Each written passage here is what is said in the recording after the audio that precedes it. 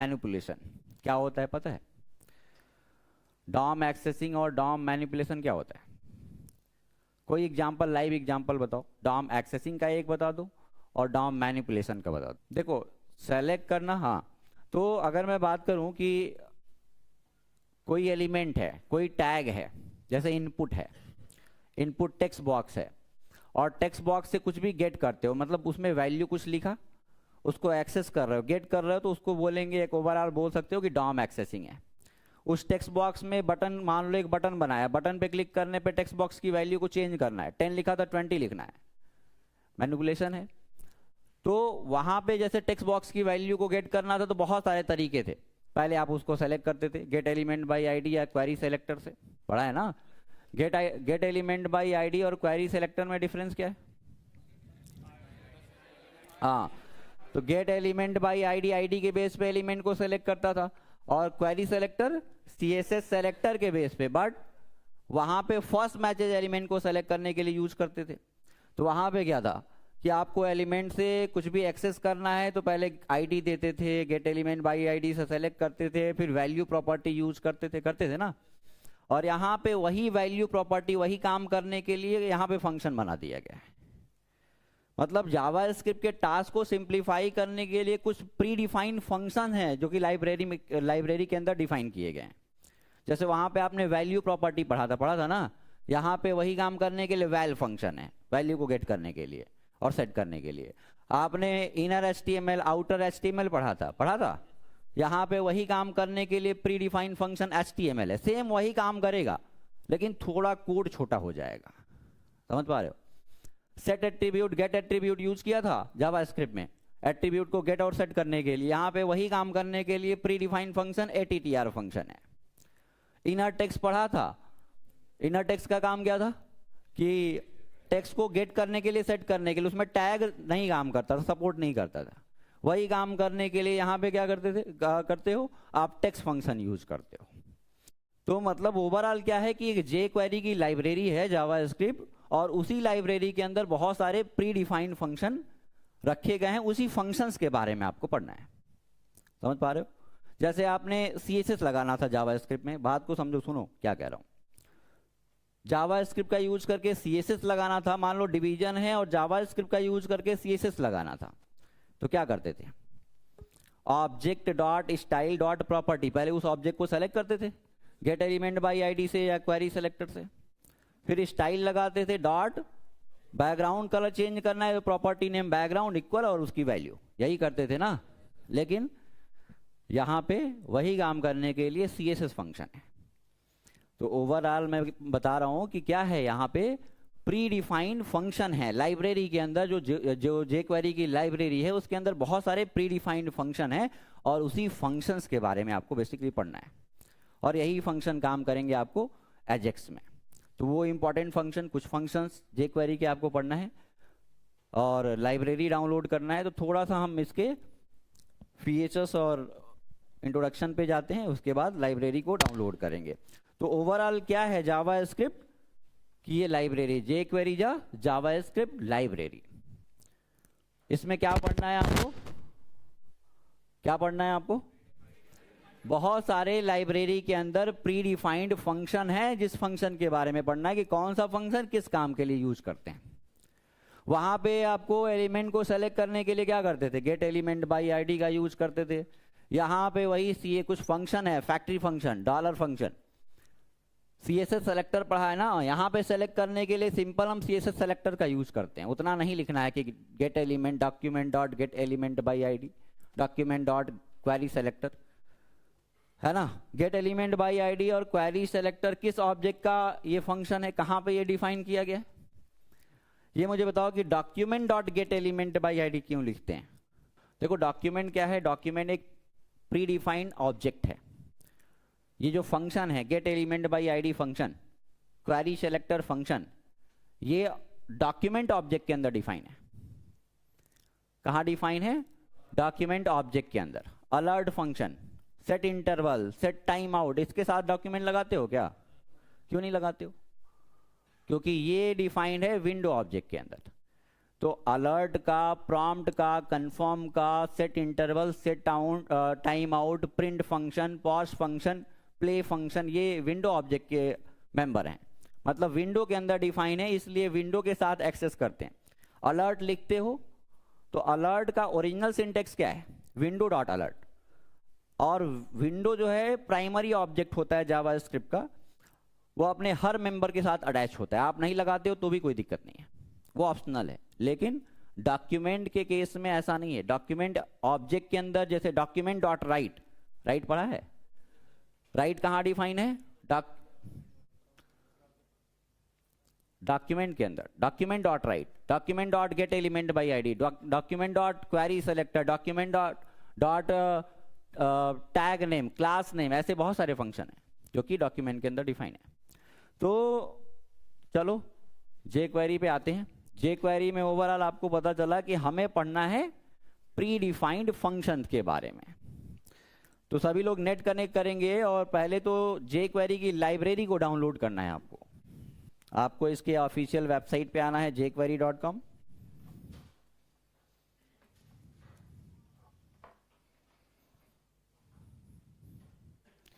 ये वेबसाइट आपको ओपन करनी है और डाउनलोड jQuery पे आना है। लाइब्रेरी के लिए ये वेबसाइट ओपन करना है आपको और डाउनलोड jQuery दिख रहा होगा, सभी को दिख रहा है ना, बोलो भाई। हाँ, इस पे क्लिक कर लेना है, डाउनलोड jQuery पे। जब क्लिक करोगे तो यहाँ पे देखो एक बटन दिख रहा है, डाउनलोड jQuery 3.7.1, ये बटन।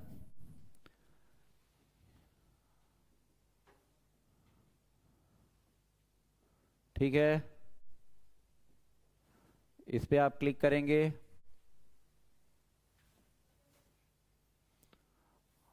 तो अभी भी फाइल डाउनलोड नहीं होगी, कोड ओपन हुआ दिखेगा, वो फंक्शंस दिखेंगे। क्लिक किया क्या, इस पे क्लिक करो और उसके बाद ऐसा ओपन होगा, हुआ ना। राइट क्लिक करिए, सेव कर लीजिए, राइट क्लिक करिए और इसको सेव कर लीजिए।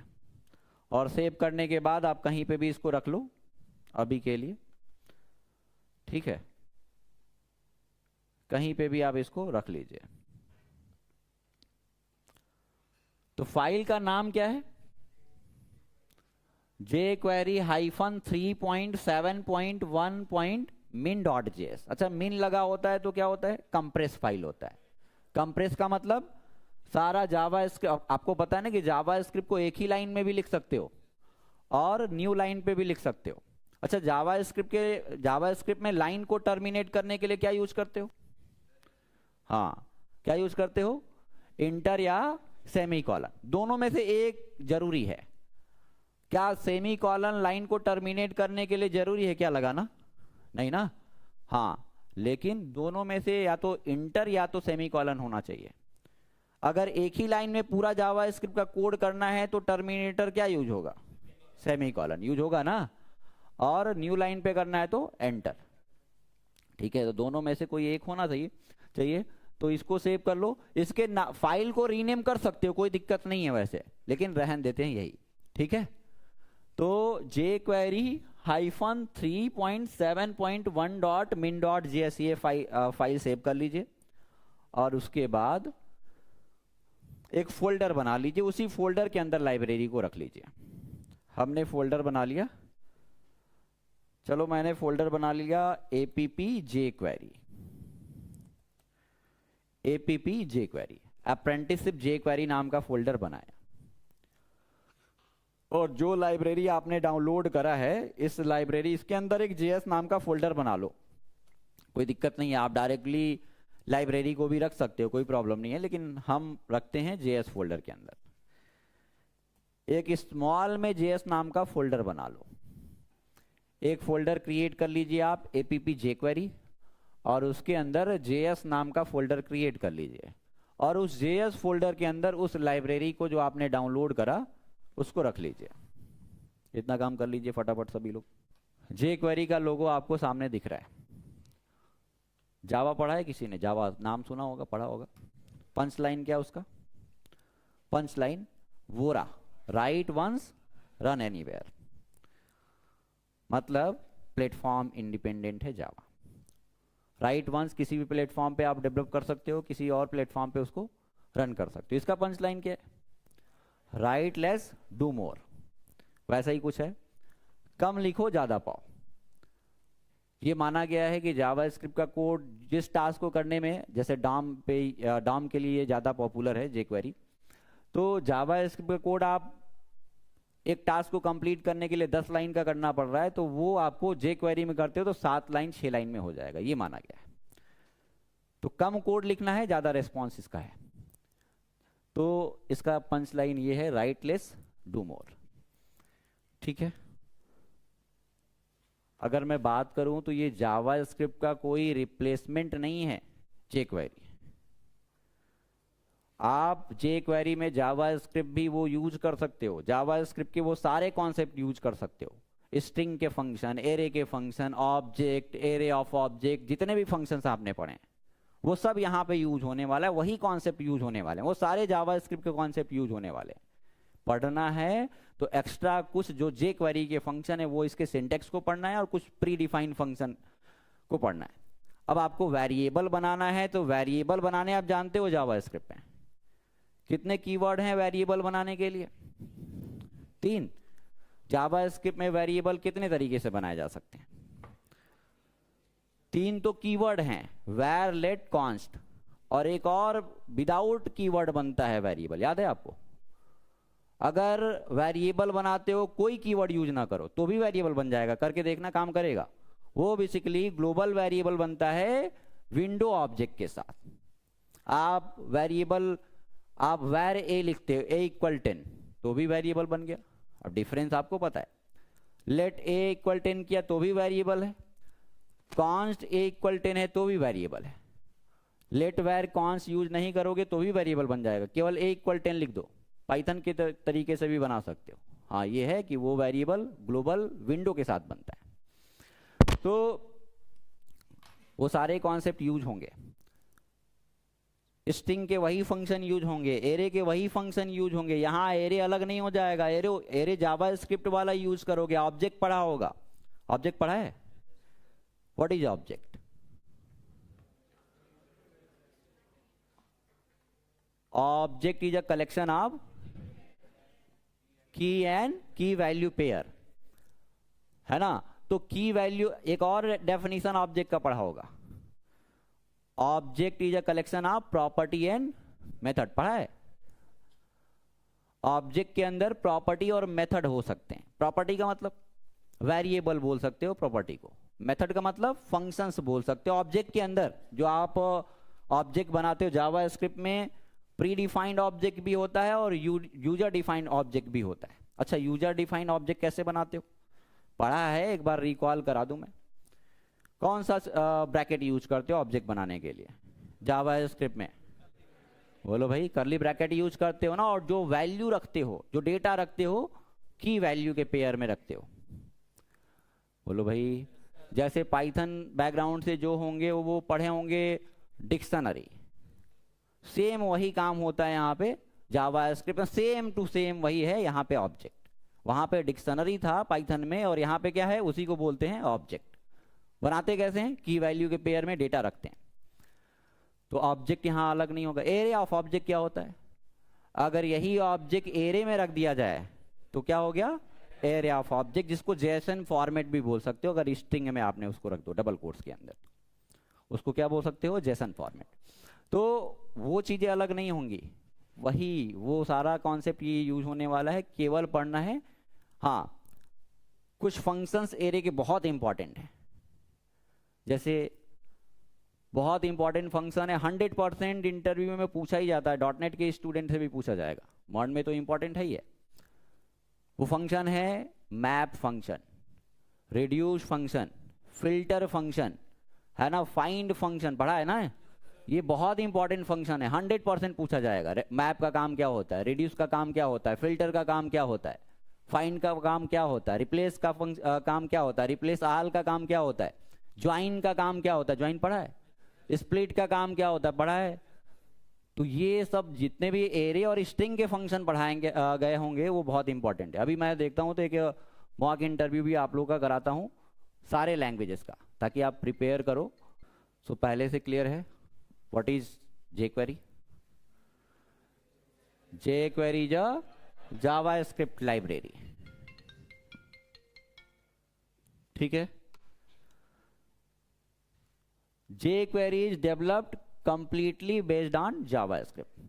जो jQuery की लाइब्रेरी मैंने पहले बताया कि जो jQuery की लाइब्रेरी है उसमें कोई अलग लैंग्वेज नहीं लिखा गया, पूरा JavaScript का यूज करके उसमें कोड किया गया है और JavaScript का यूज करके ही कुछ फंक्शंस बनाए गए हैं। जैसे CSS बूटस्ट्रैप आपने पढ़ा था तो CSS का यूज करके उसमें क्लासेस बनाए गए थे ना, और उस क्लास को कॉल करते थे, काम हो जाता था।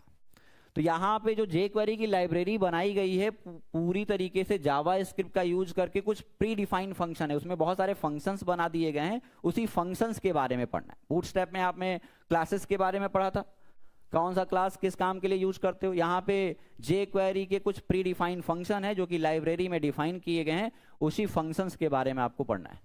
jQuery is an open source JavaScript library, free है, कोई पेड नहीं है। jQuery is not a replacement of JavaScript. It simplifies the JavaScript task. मैंने पहले ही बताया कि ये कोई JavaScript का रिप्लेसमेंट वर्जन नहीं है कि JavaScript को हटाया और कोई अलग लैंग्वेज बना दिया।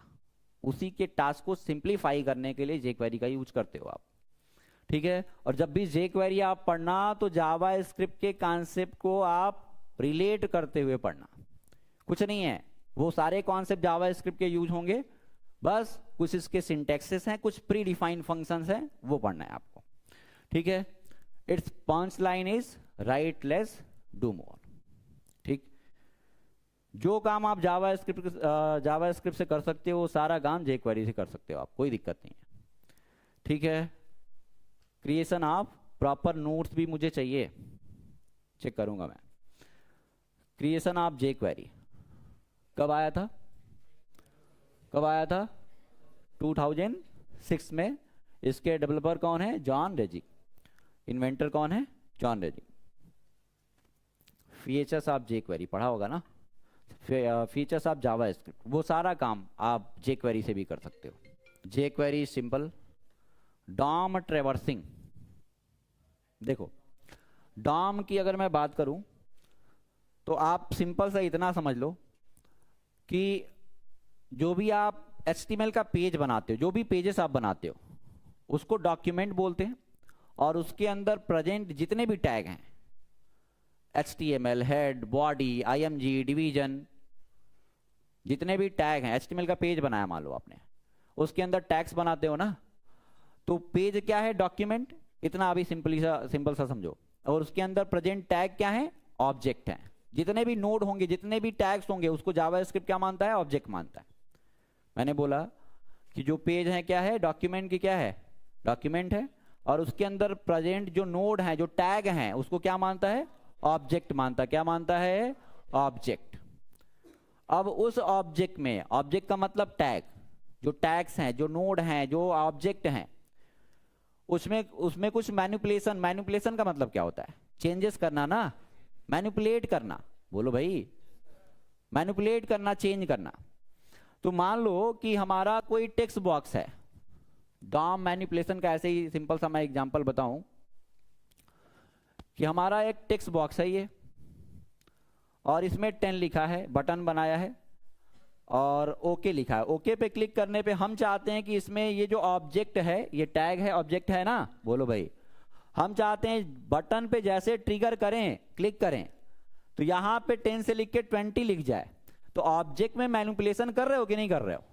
बोलो भाई, इस ऑब्जेक्ट में, इस टैग में आप मैनिपुलेट कर रहे हो ना, चेंजेस कर रहे हो कि नहीं कर रहे हो? तो ये एग्जांपल किसका है? डॉम मैनिपुलेशन का। ऑब्जेक्ट में कुछ भी चेंजेस कर रहे हो, बट इमेज लगा है, क्लिक करने पे दूसरी इमेज लगानी है। बोलो भाई, ये क्या है? डॉम मैनिपुलेशन की एक्सेसिंग मैनिपुलेशन ना, चेंजेस कर रहे हो। हाँ बताओ। और एक्सेस का मतलब, जैसे आपने ऐसे बहुत सारे टास्क किए होंगे वैलिडेशन के, कि वैल्यू गेट किया होगा, चेक किया होगा, कंडीशन अप्लाई किया होगा, फिर मैसेज कुछ दिखाया होगा, दिखाया था ना। तो मान लो कि हमको ये चेक करना है कि इसमें वैल्यू, इसमें क्या लिखा है, ये गेट करना है तो कर सकते हो ना कि बटन पे क्लिक करने पे इसकी वैल्यू को गेट करना है। बताओ भाई, मान लो इसकी आईडी, मान लो इनपुट है, आईडी नहीं है, आईडी नहीं दिया है और इसमें 20 लिखा है, ये हमें एक वेरिएबल पे चाहिए, तो क्या करोगे बताओ? इसकी वैल्यू चाहिए हमें। बटन पे क्लिक करने पे टेक्स्ट बॉक्स में क्या लिखा है ये मुझे चाहिए एक वेरिएबल पे, तो क्या करना पड़ेगा? पहले सेलेक्ट करोगे, तो क्वेरी सेलेक्टर यूज करोगे क्योंकि आईडी नहीं है। और क्वेरी सेलेक्टर क्या करता है? सीएसएस सेलेक्टर के बेस पे सेलेक्ट करता है, लेकिन इनपुट 4 हैं, कौन सा सेलेक्ट करेगा? फर्स्ट मैसेज एलिमेंट को सेलेक्ट करता है। तो आप क्या लिखोगे? लिखोगे document dot query selector of hash input, नहीं डॉट इनपुट, नहीं टैग है इनपुट, और वैल्यू चाहिए तो क्या करोगे? डॉट वैल्यू करोगे ना। तो ये वैल्यू गेट कर रहे हो, तो ये क्या है? मैनिपुलेशन की एक्सेसिंग? बताओ भाई, एक्सेसिंग है ना, वैल्यू गेट कर रहे हो आप, ऑब्जेक्ट से वैल्यू गेट कर रहे हो, चेंज नहीं कर रहे हो। बोलो भाई।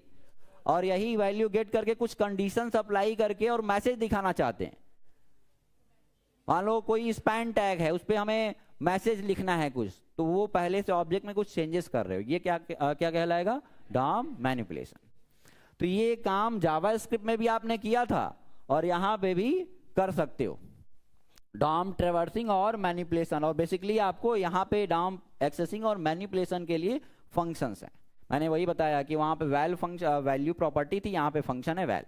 वहां पे इनर एचटीएमएल था, यहाँ पे क्या है? एचटीएमएल फंक्शन है। वहां पे इनर टेक्स्ट था, यहाँ पे टेक्स्ट फंक्शन है। वहां पे सीएसएस देने के लिए आपको बार बार लिखना पड़ता था कि style dot object dot style dot property equal value, यहाँ पे सीएसएस फंक्शन है ना। तो बहुत सारे यहाँ पे आपको प्री डिफाइंड फंक्शंस पढ़ने।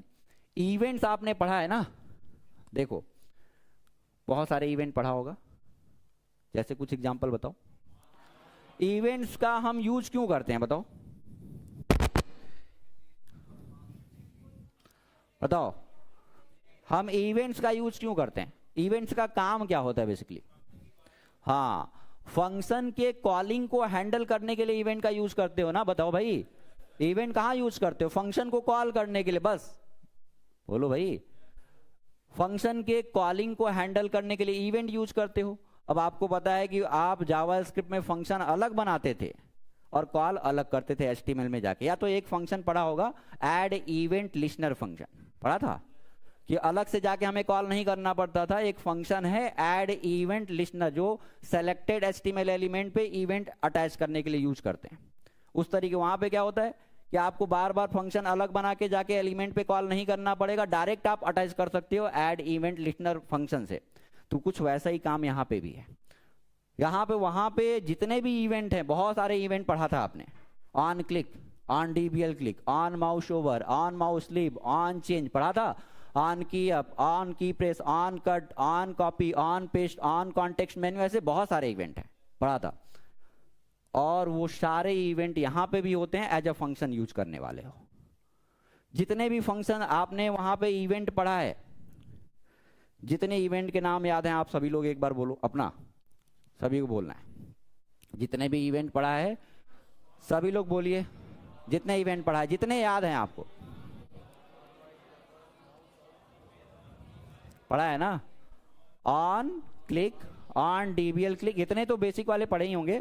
On click, on DBL click, on change, on mouse over, on mouse enter, on mouse leave, और ऑन की अप, ऑन की press, on focus, on blur, on copy, on paste, on context menu, ऐसे events पढ़ा होगा।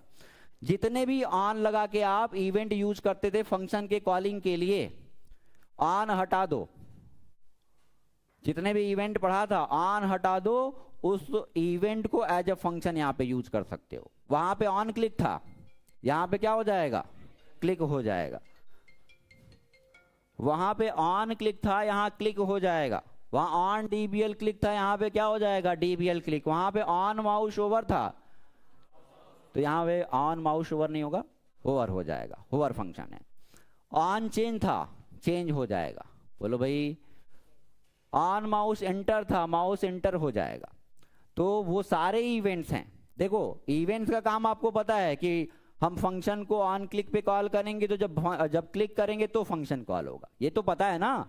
बोलो भाई, on DBL का काम क्या है कि जब आप डबल क्लिक फास्टली करोगे तब फंक्शन कॉल होगा। तो ये हम नहीं बताने वाले हैं कि उसका काम क्या है, ये आपने पहले से पढ़ा है और जावास्क्रिप्ट पढ़ा होगा तो ये बहुत समझ में आएगा अच्छे से। तो वो सारे इवेंट्स यहाँ पे भी हैं, लेकिन उसको यूज करने वाले हो एज अ फंक्शन, ठीक। तो सारे इवेंट्स यहाँ पे भी यूज कर सकते हो। स्टाइल मॉडिफिकेशन कर सकते हो, वहां पे स्टाइल देने के लिए आपको पता है object dot style dot property बार बार आपको लिखना पड़ता था। डिवीजन का हमें बैकग्राउंड कलर चेंज करना है तो पहले डिवीजन को सेलेक्ट किया था, एक वेरिएबल पे होल्ड किया था।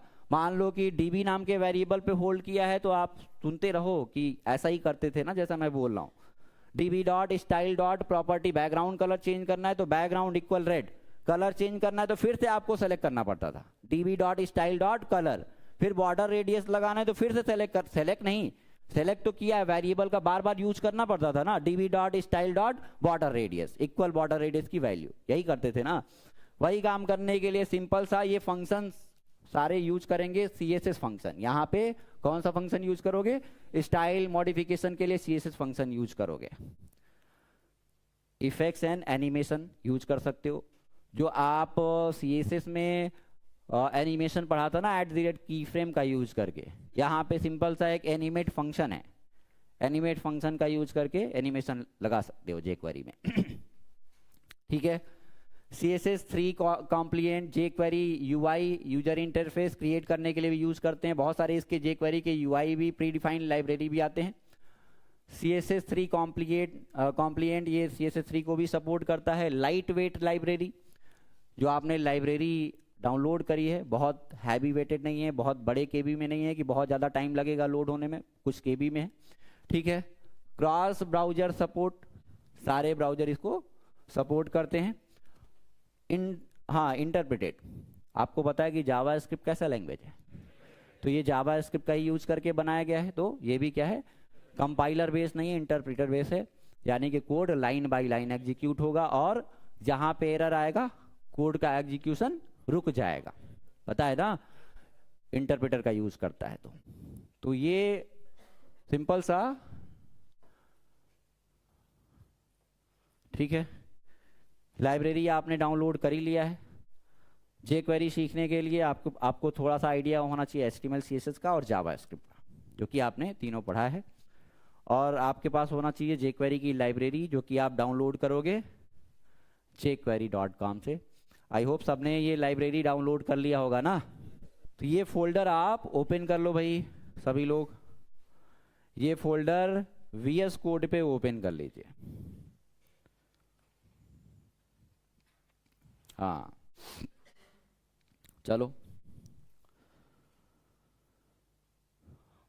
एक नोट्स मैं यहाँ पे बना लेता हूँ, notes.txt, और एक HTML पेज ऐड करो आप। अभी हम लोग HTML पेज के साथ यूज करेंगे, फिर आप अपने jQuery को प्रोजेक्ट के साथ, .NET प्रोजेक्ट के साथ यूज करोगे, CRUD ऑपरेशन के लिए यूज करोगे। तो चलो एक HTML पेज ऐड करिए। हमने ऐड किया demo1.html,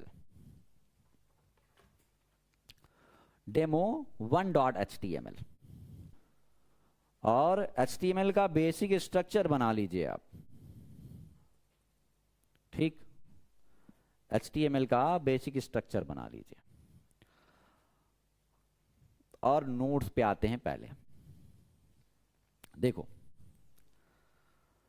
बेसिक स्ट्रक्चर इसका क्या है, jQuery के कोड करने का बेसिक स्ट्रक्चर क्या है, ठीक है।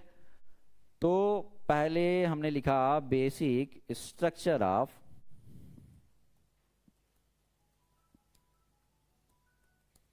jQuery। अच्छा, jQuery कौन से केस में लिखा है, ये कौन सा केस है jQuery? Camel case. जावास्क्रिप्ट में आपको पता है ना कि चीजें कौन से केस में यूज करी जाती हैं? कैमल केस का मतलब फर्स्ट जो वर्ड होगा उसका सारे लेटर स्मॉल में, और उसके बाद जितने वर्ड आएंगे उसका पहला लेटर कैपिटल। सारे केसेस आपने पढ़े होंगे शायद, जावास्क्रिप्ट में पढ़ा है ना। तो ये जे क्वेरी जब भी आपको लिखा जाता है तो कैमल केस में ही लिखा जाएगा। ये बेसिकली इसका शॉर्ट नेम भी अभी हम लोग यूज करेंगे जिसको डॉलर बोलते हैं। तो जे क्वेरी का बेसिक स्ट्रक्चर क्या होगा, जैसे कोई भी आप जैसे प्रोग्रामिंग पढ़ते हो, जैसे सी पढ़ते हो, जैसे आपने सी शार्प पढ़ रहे होगे, तो पहले क्लास बनाते हो, नेम स्पेस यूज करते हो, क्लास बनाते हो, मेन फंक्शन बनाते हो, मेन फंक्शन के अंदर कोड करना स्टार्ट करते हो। सी प्रोग्राम पढ़ते हो, सी पढ़ा होगा तो वहां पे भी मेन फंक्शन बनाते थे, कुछ स्ट्रक्चर को फॉलो करते थे। वैसे यहां पे भी क्या है, जे क्वेरी का बेसिक स्ट्रक्चर क्या है, तो आपको लिखना है डॉलर, अभी बताऊंगा क्या है, डॉलर ऑफ डॉक्यूमेंट। जो डॉक्यूमेंट आपका HTML पेज है उसी को डॉक्यूमेंट बोलते हैं, मैंने बताया था। तो डॉलर आप इसके अंदर क्या लिखोगे, डॉक्यूमेंट, जैसे लिखते थे ना वहां पे document dot get element by ID, वही वाला डॉक्यूमेंट है। तो क्या लिखोगे, डॉलर ऑफ, इसको क्या पढ़ेंगे, डॉलर ऑफ डॉक्यूमेंट, लिखा डॉलर ऑफ डॉक्यूमेंट। और डॉक्यूमेंट को लोड करने के लिए एक फंक्शन है जिसका काम क्या होता है, पूरे पेज को लोड करने का काम करता है, लोड इवेंट जिसको बोलते हैं। तो यहां पे लोड के लिए, यानी कि डॉक्यूमेंट को लोड करने के लिए एक फंक्शन है जिसका नाम है रेडी फंक्शन। क्या नाम है, रेडी फंक्शन। तो इस पूरे को क्या पढ़ोगे, dollar of document dot ready. अच्छा, फंक्शंस के बहुत सारे टाइप आपने पढ़ा होगा, पढ़ा है ना, बोलो भाई कुछ टाइप का नाम बता दो। एरो फंक्शन, हाँ ठीक है, एक मेन में, हाँ इफी फंक्शन पढ़ा होगा। लेकिन मैं बात करूं कि आपको एक नेम्ड फंक्शन पढ़ा होगा और एक पढ़ा होगा एनोनिमस फंक्शन। एनोनिमस फंक्शन का यूज क्या होता है, इंस्टेंट कॉल करने के लिए, इंस्टेंट रिजल्ट चाहिए तो आप यूज करते हो, उसका कोई नाम नहीं होता है, पता है ना, बोलो भाई। ऐसा फंक्शन जिसका कोई नाम ना हो उसको एनोनिमस फंक्शन बोलते हैं। और आपने फंक्शन बनाया है तो आपको पता है कि फंक्शन बनाने के लिए बहुत सारे तरीके से बना सकते हो। फंक्शन बनाने के लिए फंक्शन नेम और फंक्शन का नाम देते थे, फंक्शन विद नेम, बोलो भाई। और एनोनिमस फंक्शन बनाना है तो ये फंक्शन का नाम हटा दिया। अब एनोनिमस फंक्शन जब नाम ही नहीं है तो कॉल कैसे करोगे, कॉल कैसे करोगे, तो वेरिएबल पे होल्ड कर सकते हो और ये फंक्शन किसी दूसरे फंक्शन से कॉल किया जाएगा, as a call back use करते हैं। कॉल बैक किसको बोलते हैं, function within function, function within function. तो ये देखो, तो ये क्या है एनोनिमस, इसी को एरो में कन्वर्ट करना है तो क्या करोगे, अगर मान लो ये था एरो फंक्शन बनाना है तो आपको पता है कि ये एरो फंक्शन में ये फंक्शन कीवर्ड यूज होता है क्या, नहीं होता है, पता है ना।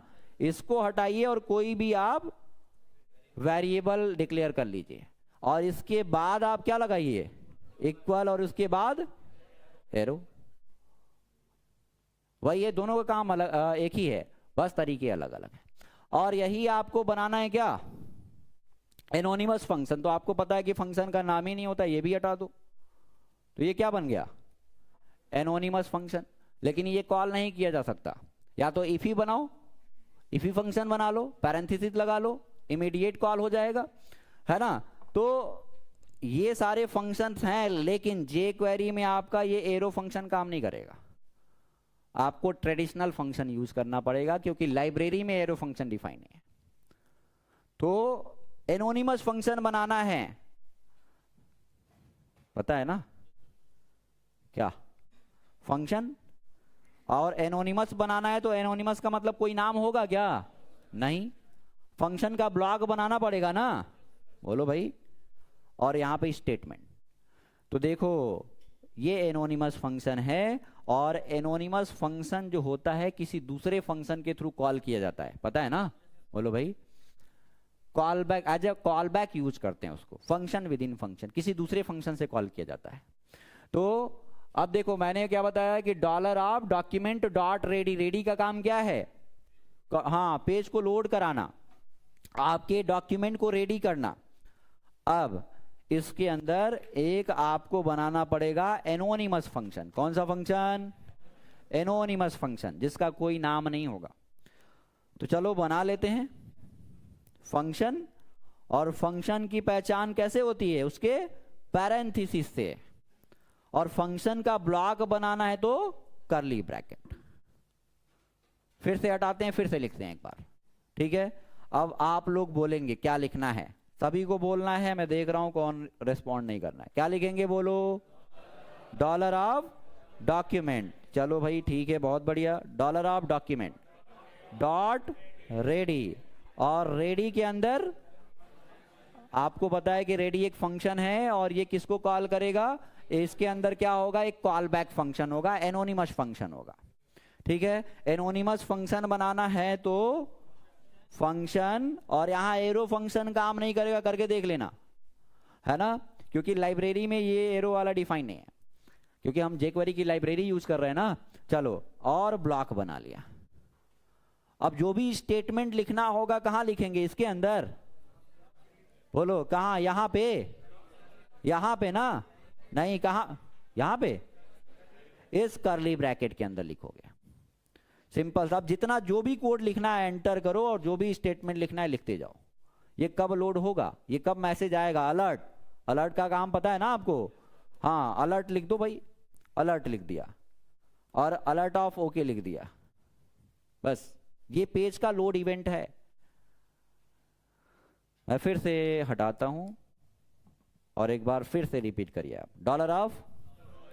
डॉलर ऑफ डॉक्यूमेंट, हाँ, डॉक्यूमेंट डॉट रेडी, और रेडी के अंदर कॉल बैक, कौन सा, एनोनिमस फंक्शन बना लिया और इसका ब्लॉक बना लिया। बस ये आपका बेसिक स्ट्रक्चर। पेज के लोड होने पे कोई भी काम करना है, जावास्क्रिप्ट का कोड लिखना है, इसी के अंदर लिख दो। अलर्ट दिखाना है, चलो अलर्ट दिखा दिया, ठीक है। अलर्ट ऑफ, हमने लिख दिया वेलकम टू jQuery, ठीक है। अब सुनो, ये क्या है, फैक्ट्री फंक्शन है, jQuery का शॉर्ट नेम है। इसके जगह पे देखो, बार बार आपको एलिमेंट को सेलेक्ट करने की नीड होगी, इसके जगह पे आप jQuery भी लिख सकते हो, कोई दिक्कत नहीं है। लेकिन बार बार आपको इस डॉलर की, इस jQuery की जरूरत होगी, अभी आगे कोड देखना, तो बार बार इसकी नीड होगी, तो बार बार jQuery लिखने में आपको टाइम जाएगा, तो इसलिए उसको फैक्ट्री फंक्शन में कन्वर्ट कर दिया गया है।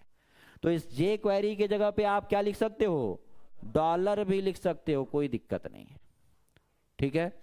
तो चलो पहले ये कोड रन करा के देखते हैं। ये बेसिक स्ट्रक्चर है। अब क्लिक इवेंट और भी इवेंट कैसे यूज करेंगे आगे हम लोग देखने वाले हैं। यहां पे स्टेटमेंट होगा, है ना,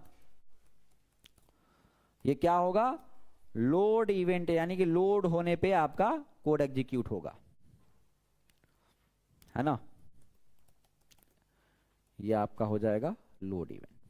चलिए तो आते हैं, एक पहले सिंपल सा हम लोग अलर्ट करा के देखते हैं।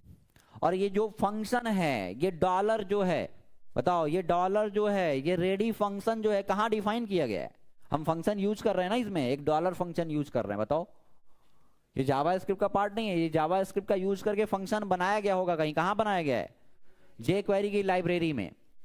ये रेडी जो है, रेडी, ये फंक्शन कहां डिफाइन किया गया है, jQuery के लाइब्रेरी में। तो आपको पता है कि जब तक कि jQuery की लाइब्रेरी को आप इंक्लूड नहीं कराओगे, इंपोर्ट नहीं करोगे, लिंक नहीं कराओगे, काम नहीं करेगा, ये फंक्शन ही काम नहीं करेंगे।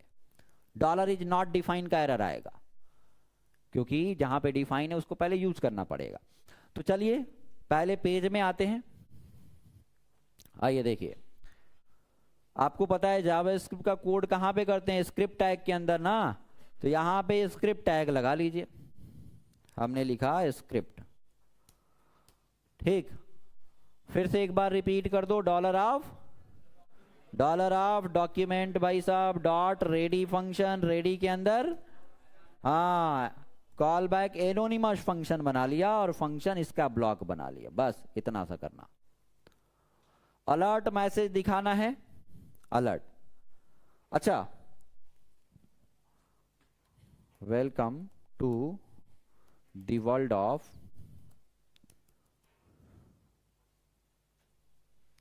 हमने लिखा jQuery, ठीक, welcome to the world of jQuery। क्या ये अलर्ट आएगा, क्या आएगा ना, क्यों नहीं आएगा, क्योंकि आपने लाइब्रेरी को लिंक नहीं कराया भाई साहब, ठीक है ना। तो चलो अभी मैं रन करता हूं, देखो क्या एरर आ रहा है। अच्छा, इसका एरर ब्राउजर पे आएगा ना? आएगा क्या? कभी जावा स्क्रिप्ट में देखा है कि एरर ब्राउजर पे लिख के आता है? कहाँ देखना पड़ेगा? कंसोल में जाके देखना पड़ेगा। चलो मैं गो लाइव करता हूं। अलर्ट आया क्या? नहीं आया। इंस्पेक्ट पे जाता हूं और कंसोल पे जाता हूं। देखो क्या दिखा रहा है? रेफरेंस एरर दिखा रहा है क्या भाई साहब? देखिए डॉलर इज नॉट डिफाइंड दिखा रहा है कि dollar is not defined. Dollar define नहीं किया गया, क्यों पता है ना? क्योंकि जहां पे डिफाइन किया गया वो लाइब्रेरी आपने लिंक ही नहीं करा है। तो पहले तो ये एरर आया है, तो आप समझ लो कि लाइब्रेरी हमने लिंक नहीं किया है। एरर जाके देख लिया करो। पूरा कोड लिख दिया, आउटपुट नहीं आ रहा है तो देख लो, यहां पे जाके देख लो कि क्या प्रॉब्लम आ रहा है।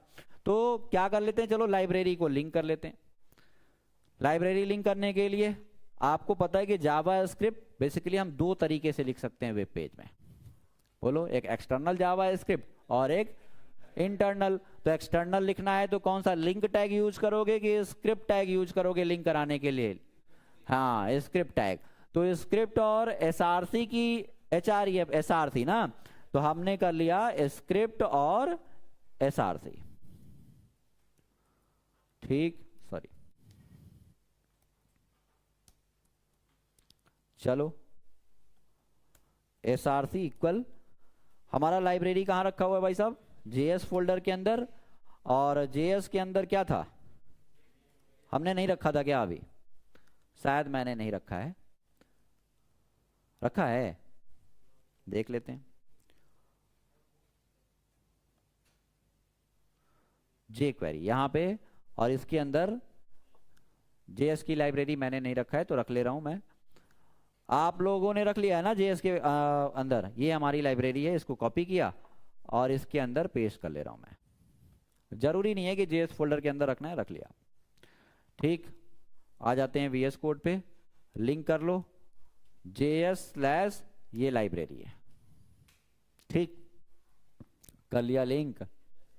चलो लिंक कर लिया, रन करा लो। ठीक, welcome to the world of jQuery। आया ना सभी में?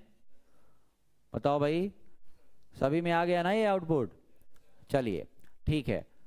अब हमें क्या करना है? हमें और भी इवेंट देखने, हमें बटन पे क्लिक करने पे काम करना है। बटन पे क्लिक करने पे काम करना है। जैसे जावा स्क्रिप्ट में आपको हमें बटन पे क्लिक करने पे एक अलर्ट ऑफ ओके दिखाना है। तो जावा स्क्रिप्ट में क्या करते थे बताओ? फंक्शन बनाते थे और फिर बटन में जाके कॉल करते थे। बोलो भाई, ऑन क्लिक पे फंक्शन को कॉल करते थे, या आप बटन में जाके आप कॉल नहीं करना चाहते तो ऐड इवेंट लिस्टनर का यूज करके और क्लिक इवेंट बटन को सेलेक्ट करके बाइंड करते थे। ये दो तरीका था। वहां पे आप पहले क्या करते थे? फंक्शन बनाते थे, फिर HTML, मान लो कि जावा स्क्रिप्ट का कोड अलग लिखा है, एक्सटर्नल जावा स्क्रिप्ट, और कॉल करने के लिए HTML में आप जा रहे हो ना, कि फंक्शन अलग बनाया और बटन पे कॉल करना है तो क्या करना था? फिर बटन में जहां बटन बनाया वहां जाना पड़ता था और वहां पे जाके उसमें इवेंट यूज करते थे, ऑन क्लिक और कॉल करते थे। लेकिन यहां पे ऐसा नहीं है कि आपको फंक्शन बनाना पड़ेगा, जाके दूसरी जगह कॉल करना पड़ेगा, उसी को सेलेक्ट करके इवेंट बाइंड कर सकते हो। तो सबसे पहले आपको वहां पे क्या था कि फंक्शन जाके कॉल करते थे, और यहां पे हम यूज करने वाले हैं सेलेक्टर का कॉन्सेप्ट। Selector, jQuery selector.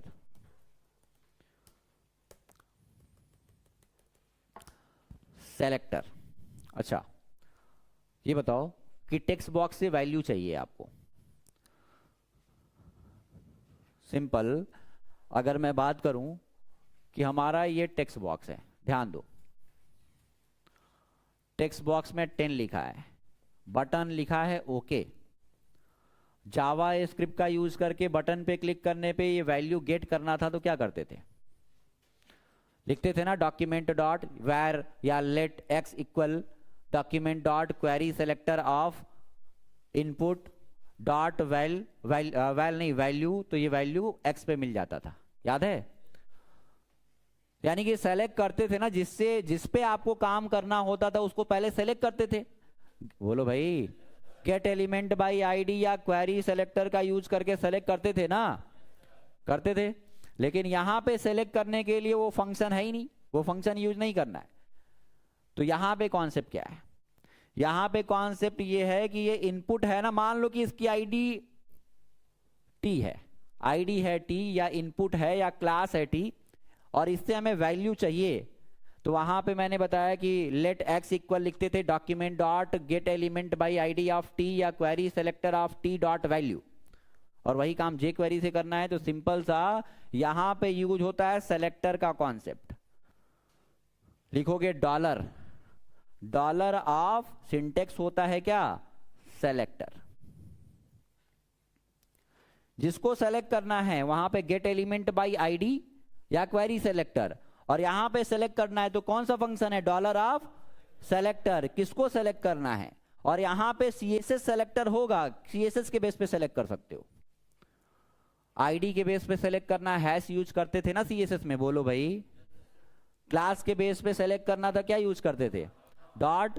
तो हमें इनपुट को सेलेक्ट करना है तो क्या लिखोगे, डॉलर ऑफ।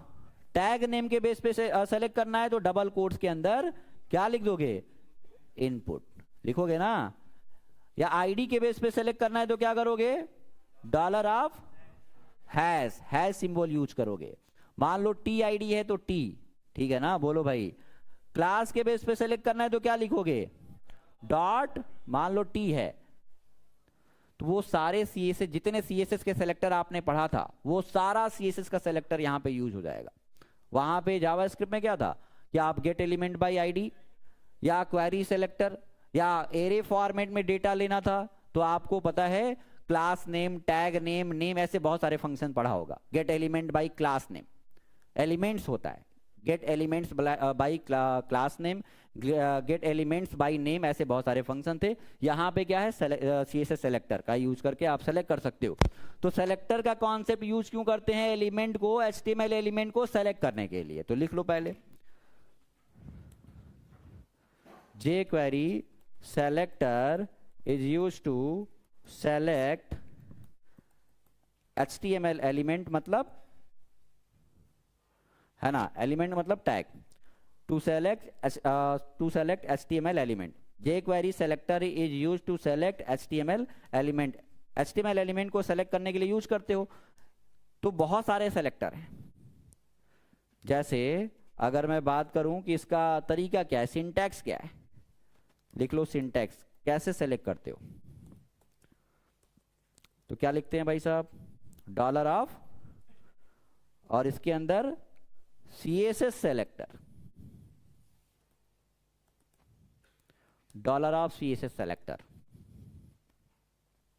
इसके अंदर वो सारे सेलेक्टर यूज कर सकते हैं जो सीएसएस में आपने पढ़ा है।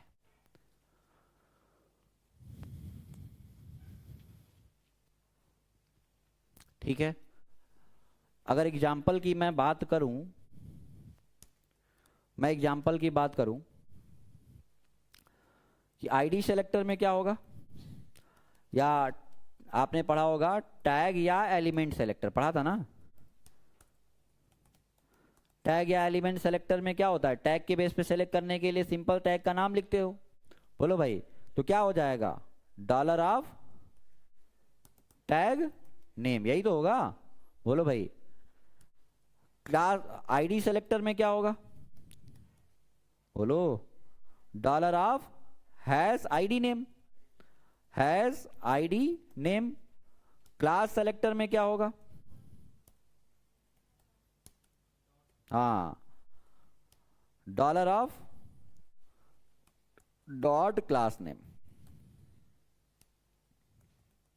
ग्रुप सेलेक्टर में क्या होगा, ग्रुपिंग कर सकते हो, बोलो भाई। कॉमा से सेपरेट करते हो ना ग्रुप सेलेक्टर में, वो सारे सेलेक्टर सीएसएस के यूज कर सकते हो। ग्रुप सेलेक्टर होगा तो क्या होगा,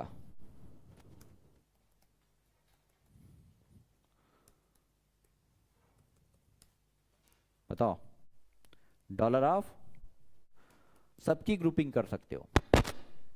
मान लो हमें 4 टैग सेलेक्ट करना है, H1 को, H2 को, H3 को, पैराग्राफ को, बोलो भाई, एक ही साथ सेलेक्ट कर सकते हो।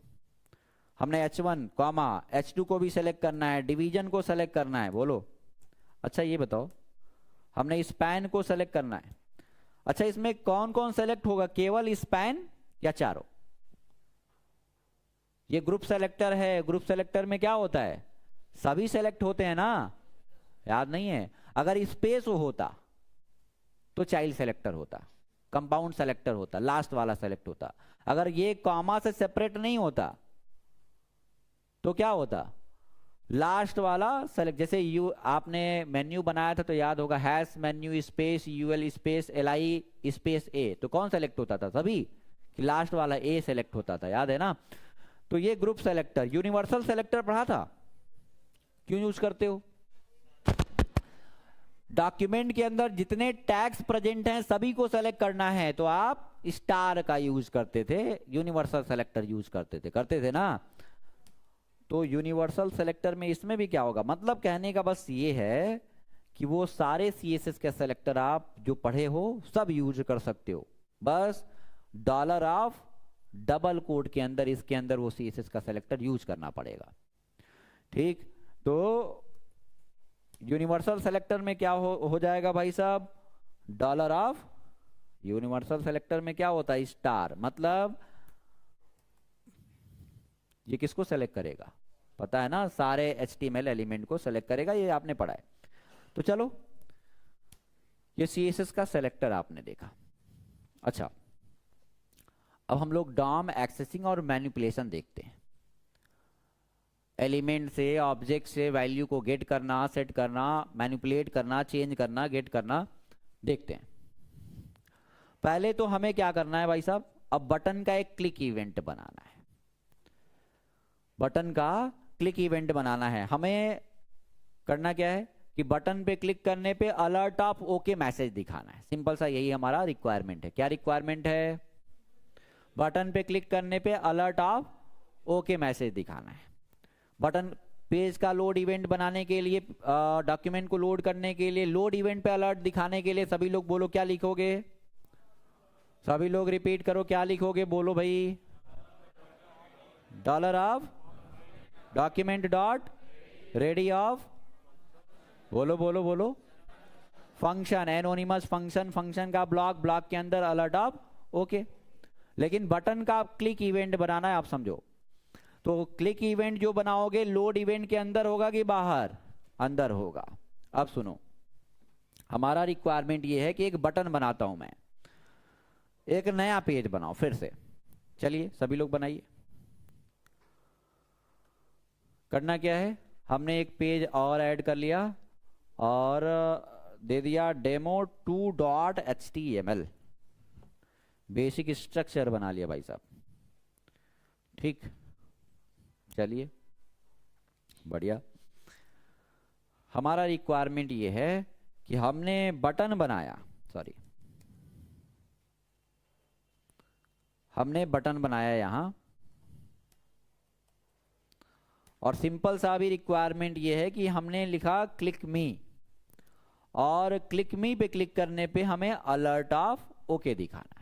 पहले ये हम लोग देखते हैं। तो लाइब्रेरी लिंक करना पड़ेगा ना भाई साहब।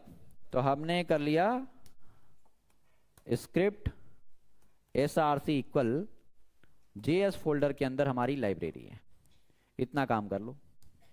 और फिर से दूसरा स्क्रिप्ट लगा लो। ये ध्यान होना चाहिए कि ऐसा नहीं करोगे कि जिस लाइब्रेरी जिससे आप लाइब्रेरी लिंक करा रहे हो उसी स्क्रिप्ट टैग के अंदर jQuery का कोड लिखना है। ये ध्यान देना है कि ये लाइब्रेरी जो आप लिंक कर रहे हो वो उसका अलग स्क्रिप्ट होगा और jQuery का कोड करने के लिए अलग स्क्रिप्ट होगा। ये प्रॉब्लम नहीं करना है, ठीक है ना। लाइब्रेरी लिंक करने के लिए अलग स्क्रिप्ट टैग और उसके नीचे, हाँ ये भी होना चाहिए, आपको पता है कि ये लाइब्रेरी नीचे लिंक नहीं करना है, कोड काम नहीं करेगा। फंक्शन आपको पता है कि ये इंटरप्रेटर का यूज करता है, code line by line execute होता है, पता है ना। तो पहले आपका फंक्शन कॉल हो जाएगा और फंक्शन मिलेगा ही नहीं। तो लाइब्रेरी को जो कोड कर रहे हो इसके ऊपर, ऊपर मतलब कहीं भी हो, ऊपर होना चाहिए बस, ठीक है ना। तो ये इतना करने के बाद अब ये बताओ, लोड इवेंट बना लो।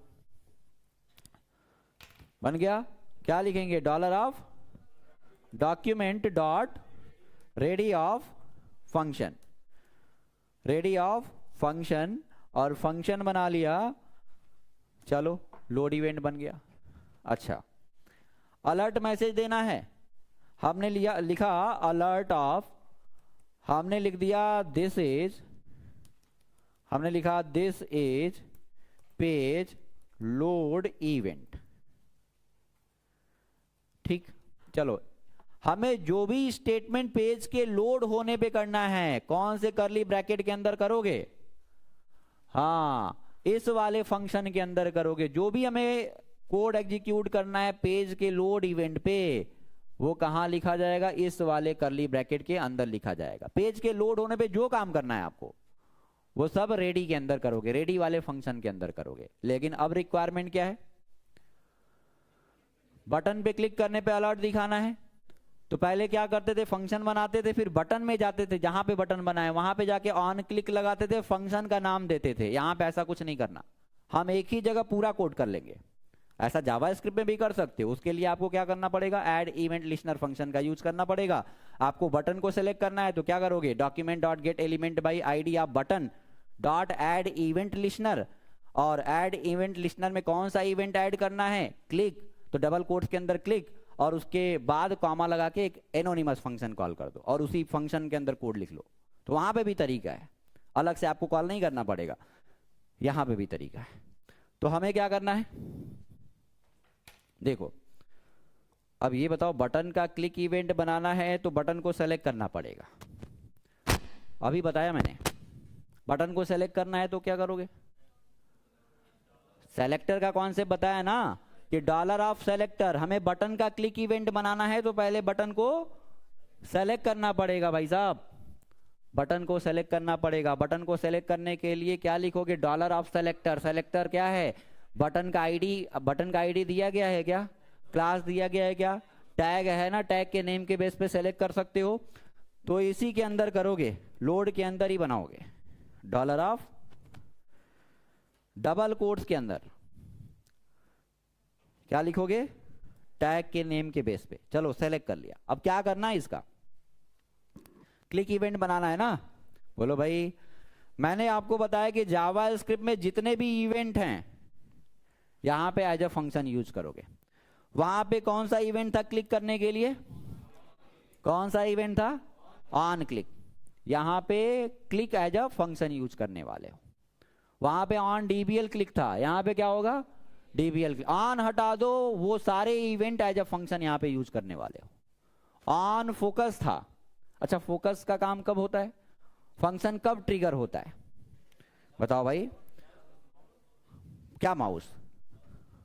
फोकस। फोकस कब ट्रिगर होता है? क्या होवर और माउस फोकस बता रहे हो? जब टेक्स्ट बॉक्स में आप एंट्री करोगे तब फंक्शन कॉल होता है। और ब्लर का काम क्या है? ब्लर में कब फंक्शन ट्रिगर होता है? जब टेक्स्ट बॉक्स से फॉर्म कंट्रोल से एग्जिट होगे तब फंक्शन। यही पता पढ़ा है ना जावा इसके? बताओ भाई। ऑन की प्रेस ट्रिगर कब होता है? ये माउस का इवेंट है कि कीबोर्ड का इवेंट है? कीबोर्ड का इवेंट है। जब कीबोर्ड में कोई की प्रेस करोगे तब इवेंट फायर होगा। की अप और की प्रेस में क्या क्या डिफरेंस है? की प्रेस में क्या होगा और की अप में क्या होगा? जैसे की प्रेस में क्या होगा? जैसे प्रेस करोगे वो प्रेस होने से पहले ही फंक्शन कॉल हो जाएगा। मतलब वो टाइप, जैसे ए टाइप किया आपने तो ए टाइप नहीं होगा, पहले फंक्शन होगा, फंक्शन कॉल होगा, देन टाइप होगा। टास्क किया होगा इस पे। और अप में क्या होता है? प्रेस करके जब अप करते हो तब फंक्शन कॉल होता है। मतलब टाइप होने के बाद फंक्शन कॉल होता है। एक कैरेक्टर का डिफरेंस आएगा। ए आपने ए पे मान लो ए के प्रेस होने पे की प्रेस लगाया है तो क्या होगा? प्रेस होने, ए के प्रेस होने से पहले फंक्शन कॉल होगा तब प्रेस होगा। और अप में क्या होगा? पहले ए प्रेस हो जाएगा और अप करोगे तो फंक्शन कॉल होगा। बोलो भाई, ठीक है ना? तो वो भी यहां पे क्या होगा? ऑन की अप है तो यहां पे क्या हो जाएगा? की अप। की प्रेस था, क्या हो जाएगा? ऑन की प्रेस था, क्या हो जाएगा? की प्रेस। चलो, तो हमें ऑन क्लिक था, यहां पे क्या हो जाएगा? Dot click as a function. और सेम वैसा ही कुछ बना रहे हैं जैसे लोड बनाया था। देखो डॉक्यूमेंट को हमने रेडी किया था, अब बटन पे हम क्लिक इवेंट बाइंड कर रहे हैं। तो क्लिक इवेंट बाइंड करने क्लिक तो लगाया, अब क्लिक करने पे फिर से वैसे ही एक एनोनिमस फंक्शन बनाना पड़ेगा जैसे लोड इवेंट के लिए बनाया था ना। बोलो भैया, आपने एक कॉल बैक कॉल किया था, फंक्शन विद इन फंक्शन, एक एनोनिमस फंक्शन बनाया था। अब क्लिक करने पे जो भी कोड करना है उसके लिए फिर से यहां पे क्या बनाओगे, एक एनोनिमस फंक्शन बनाओगे। समझ पा रहे हो आप? बोलो भाई। और ये देखो, जो बटन के क्लिक करने पे कोड करना होगा वो कौन से ब्लॉक के अंदर करोगे, इस वाले करली ब्रैकेट के अंदर करना होगा। और पेज के लोड इवेंट पे जो कोड करना है इस वाले करली ब्रैकेट के अंदर करना होगा। मैं पूरे को हटाता हूं, फिर से आप सभी लोग रिपीट करेंगे। बताओ, हमें बटन के क्लिक करने पे अलर्ट आप होके दिखाना है। सभी लोग बोलें, क्या लिखेंगे? डॉलर ऑफ डॉक्यूमेंट, बहुत बढ़िया, डॉट रेडी हो गया। और उसके बाद फंक्शन, एनोनिमस फंक्शन बना लिया और करली ब्रैकेट। ठीक, चलो भाई साहब, अब बटन का क्लिक इवेंट बनाना है तो बटन को सेलेक्ट करना पड़ेगा ना। अगर लोड इवेंट पे जो भी कोड करना है यहां पे कर सकते हो, हमें नहीं करना है। ठीक है, अब बटन का क्लिक इवेंट बनाना है तो डॉलर ऑफ बटन और क्लिक इवेंट बनाना है तो क्लिक, और फंक्शन है इसके अंदर, इसका एक और एनोनिमस फंक्शन बना लिया। मतलब ये है कि बटन के क्लिक करने पे कोई काम करना है तो इस करली ब्रैकेट के अंदर, और पेज के लोड इवेंट पे काम करना है तो इस करली ब्रैकेट के अंदर। ठीक है, हमने 2 बटन बनाना है। चलो, एक पे हमने यहां पे एक बटन बना, चलो आईडी के बेस पे मान लो सेलेक्ट करना है तो आईडी दे दिया, कर सकते हैं ना। बोलो, हमने BTN 1 कर लिया और एक और बटन बना लिया, BTN 2 बना लिया।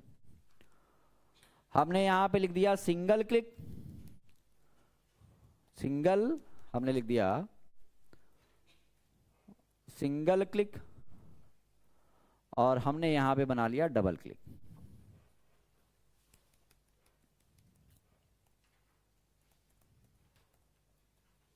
सिंगल क्लिक और डबल क्लिक। अब बताओ,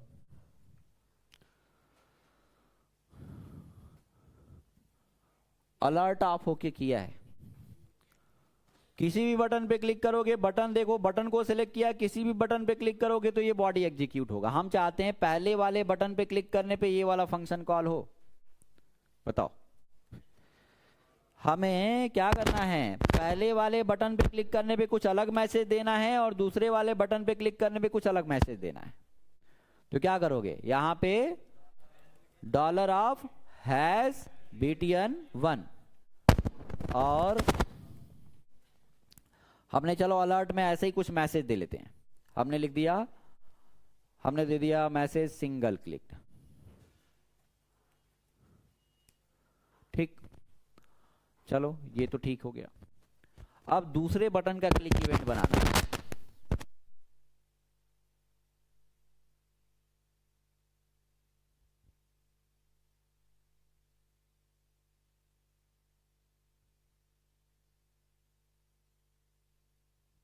किसके अंदर बनाएंगे? लोड इवेंट के अंदर ना।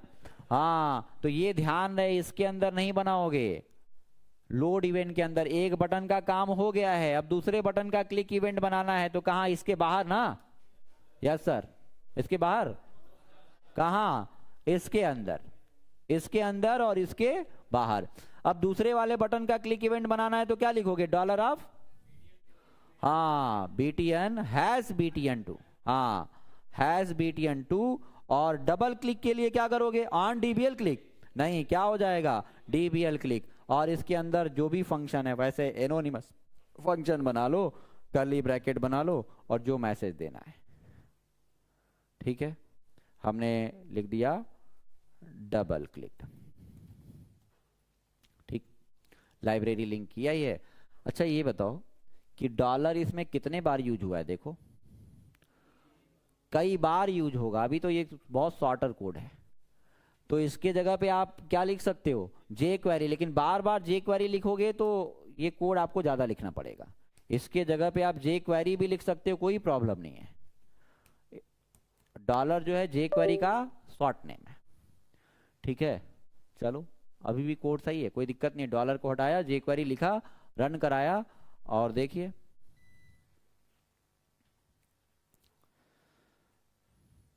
इस वाले पे क्लिक करने पे, एक बार क्लिक करोगे सिंगल क्लिक, और इस पे क्लिक किया, आया क्या? क्लिक किया, आया क्या? दो बार क्लिक तो कर दिया, क्लिक किया, क्लिक किया, क्यों नहीं आ रहा है? फास्ट क्लिक करना पड़ेगा ना, पता है आपको। तो दो बार क्लिक किया तो ये वाला ट्रिगर हुआ। तो थोड़ा सा बेसिक आइडिया आपको मिला कि कैसे हम इवेंट्स बाइंड करेंगे, इवेंट्स कैसे यूज करेंगे, और लोड इवेंट कैसे बनाएंगे। बताओ भाई।